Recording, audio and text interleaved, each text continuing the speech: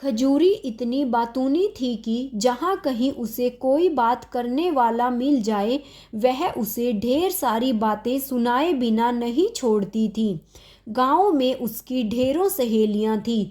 उसका जब कभी बातें करने का मन करता तो कभी किसी के घर चली जाती तो कभी किसी के घर। स्त्रियां उसकी बातें सुनकर खूब आनंदित होती थीं।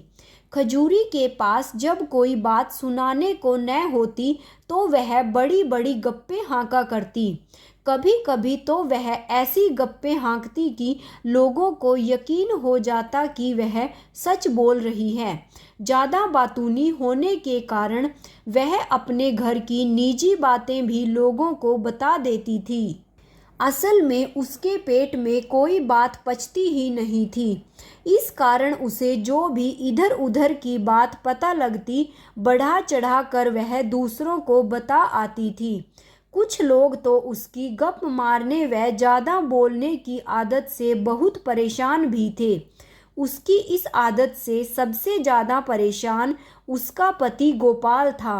वह उसे हरदम समझाता था कि कम बोला करो, घर की बातें बाहर मत बताया करो, परंतु खजूरी के कानों पर जूं तक नहीं रेंगती थी। बातें करने के चक्कर में अक्सर उसे खाना बनाने में भी देर हो जाया करती थी। कभी कभी तो वह घर के जरूरी काम तक भूल जाती थी। शाम को जब थका हारा गोपाल खेत से लौटता तो उसे खूब डांटता, पर खजूरी तो अपनी आदत से मजबूर थी। गप्पे उसके लिए समय बिताने का सबसे अच्छा साधन भी था। एक बार गोपाल अपने खेत में हल चला रहा था, तभी उसके हल से कोई वस्तु टकराई। खनखन की आवाज़ सुनकर वह चौकन्ना हो गया। उसने हाथ से थोड़ी मिट्टी खोदी तो उसे यकीन हो गया कि यहाँ कोई धातु की चीज गड़ी हुई है। उसने उस स्थान पर निशान लगा दिया। वह सारे दिन चुपचाप खेत पर काम करता रहा ताकि दिन की रोशनी में कोई उसे जमीन खोदते ना देख ले। जब शाम हो गई और हल्का अंधेरा होने लगा तो उसने मौका पाकर खेत में उसी स्थान पर खुदाई शुरू कर दी। थोड़ी ही देर में जगमगाता खजाना उसके सामने था। उस खजाने में हीरे मोती सोने के आभूषणों का ढेर था। वे सब एक स्वर्ण कलश में भरे हुए थे। उस खजाने को देखकर गोपाल की आंखें खिली की खिली रह गई। ज्यों ही गोपाल वह खजाना घर ले जाने के लिए निकालने लगा त्यों ही उसे याद आया कि उसकी पत्नी को जैसे ही खजाने का पता लगेगा वह सारे शहर में ढिंढोरा पीट देगी। फिर तो खजाना राजा के पास चला जाएगा। उसे समझ नहीं आ रहा था कि वह खजाने को क्या करे। घर पर ले जाए तो पत्नी से कैसे छिपाए। उसने खजाने को वहीं पास के जंगल में दबा दिया और मन ही मन एक योजना बनाई। फिर वह घर पहुंच गया। घर जाकर खजूरी से कहा कि आज मेरा पूरियां खाने का मन है, जरा जल्दी से बना दो। खजूरी बोली, आज कोई खास बात है क्या?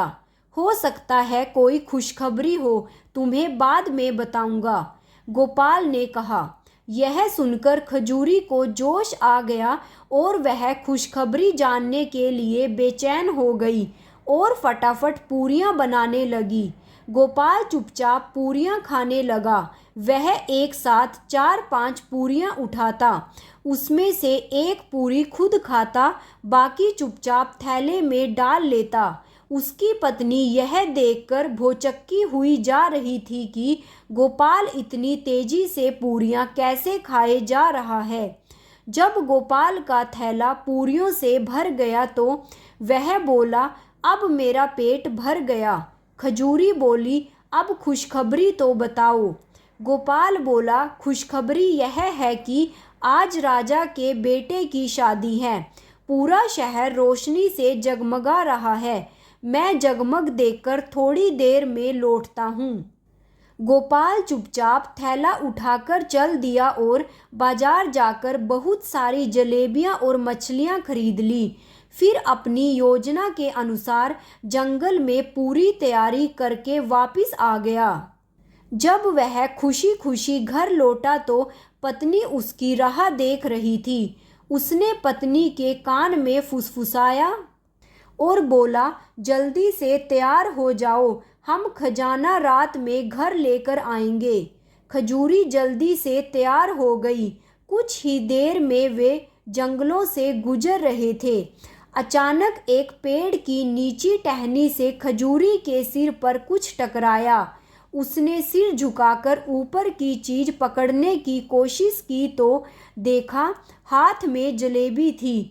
खजूरी जलेबी देखकर हैरान रह गई।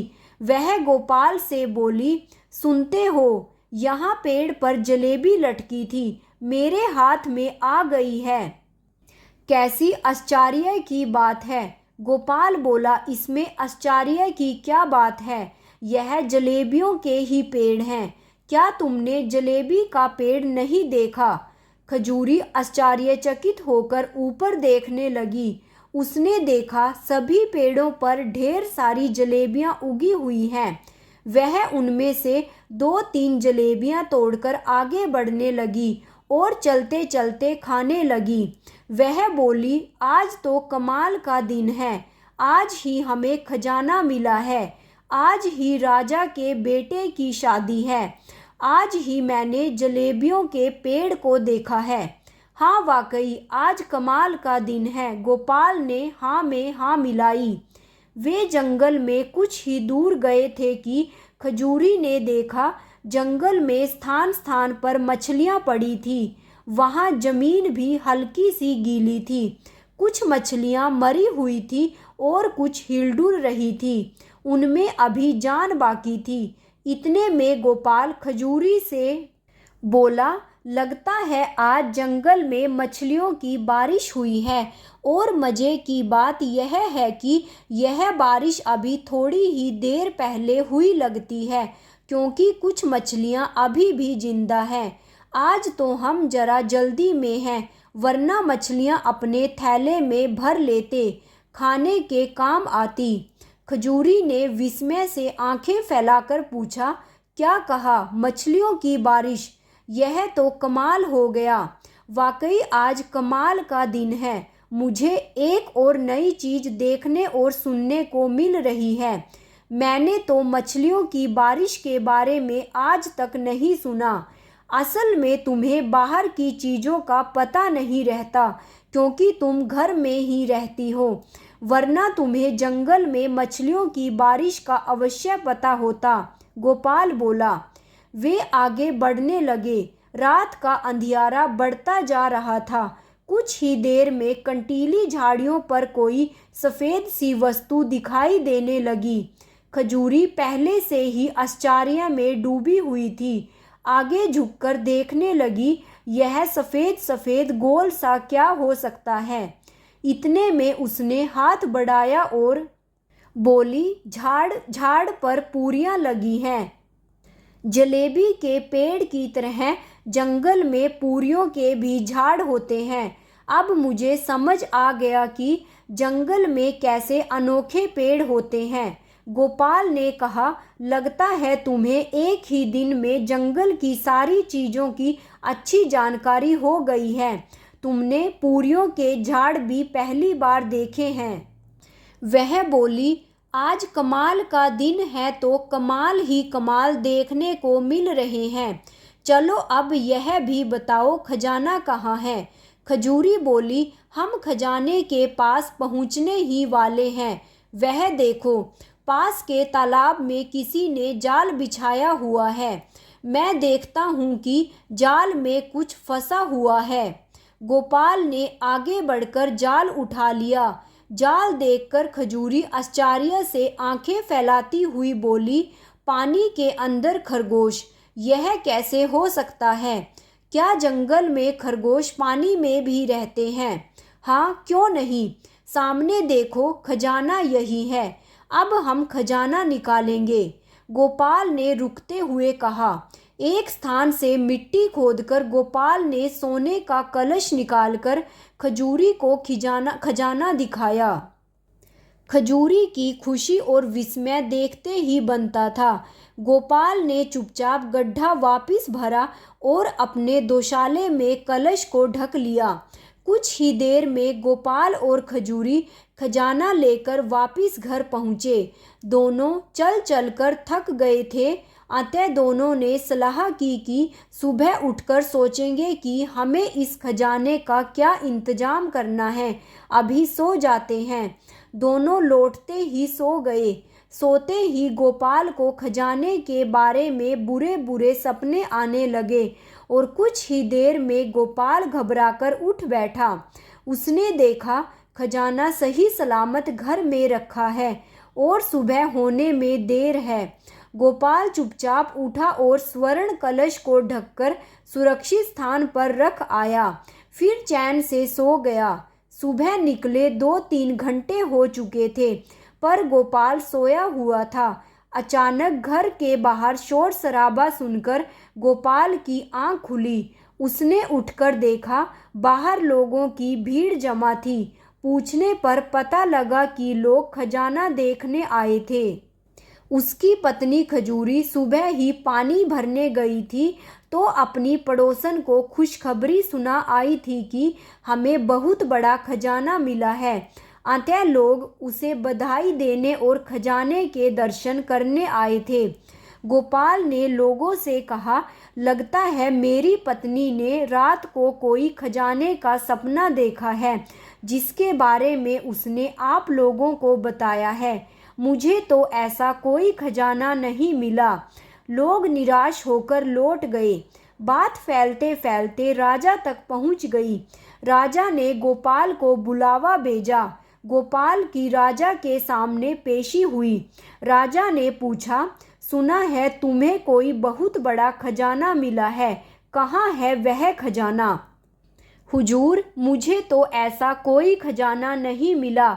मुझे समझ में नहीं आ रहा कि आप क्या बात कर रहे हैं। गोपाल बोला, यह कैसे हो सकता है? तुम्हारी पत्नी ने खुद लोगों को उस खजाने के बारे में बताया है। राजा ने कहा, हुजूर माफ़ करें, मेरी पत्नी बहुत गप्पी है, आप उसकी बात का यकीन ना करें।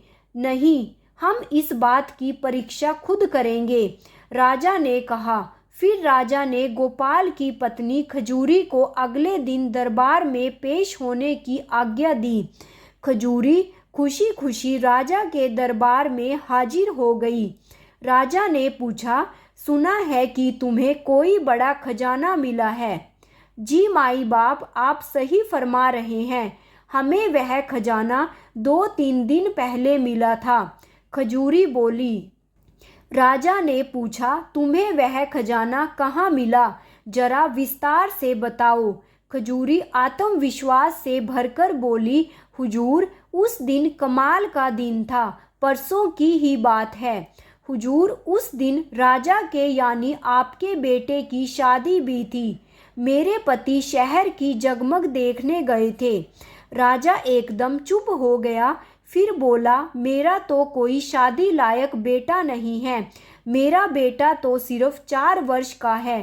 तुम्हें ठीक से तो याद है ना? जरा सोच समझकर बोलो। खजूरी बोली, साहब, हम उसी रात को खजाना लेने गए थे। उस दिन कमाल का दिन था। मैंने उस दिन पहली बार जलेबियों के पेड़ देखे। बहुत सारी जलेबियां तोड़कर खाई भी। राजा आश्चर्य से खजूरी को देख रहा था। जलेबियों के पेड़ हुजूर, उस कमाल के दिन मैंने मछलियों की बरसात देखी, पानी में रहने वाले खरगोश को देखा। और राजा ने कहा, लगता है यह कोई पागल औरत है, इसे यहाँ से ले जाओ। जब राजा के सैनिक उसे बाहर ले जाने लगे तो खजूरी चिल्लाकर कहने लगी, मैं सच कहती हूँ कि हमें सोने के कलश में खजाना मिला था। उस दिन कमाल का दिन था। मैंने पूरियों के जाड़ भी उस दिन देखे थे। राजा के सैनिकों ने खजूरी को बाहर निकाल दिया। गोपाल बोला, हुजूर, मैं ना कहता था कि मेरी पत्नी की बातों का विश्वास न करें। राजा ने गोपाल को छोड़ दिया और अपने 2 सैनिकों को अगले दिन गोपाल के घर भेजा। उन्होंने खजूरी से पूछा, अच्छा यह बताओ कि घर में खजाना कहाँ रखा है। खजूरी दौड़कर उसी कोने में गई जहाँ उन्होंने खजाना रखा था, परंतु वहाँ कोई खजाना नहीं था। वह इधर उधर देखती रही, परंतु उसे कोई खजाना नहीं मिला। राजा के सिपाही वापिस लौट गए। गोपाल ने खैर मनाई कि उसकी चतुराई से उसका खजाना बच गया था। वे दोनों सुख से रहने लगे। फिर खजूरी ने भी गप मारना व ज़्यादा बातें करना छोड़ दिया। मेरे प्यारे दोस्तों, आपको यह कहानी कैसी लगी कमेंट बॉक्स में कमेंट करके ज़रूर बताइएगा और मेरे चैनल को सब्सक्राइब और वीडियो को लाइक और शेयर करना मत भूलिएगा। साथ में ही नोटिफिकेशन बेल को भी ऑन कर लीजिएगा ताकि आगे आने वाली सभी वीडियोस की जानकारी आप तक समय रहते पहुंच सके। धन्यवाद।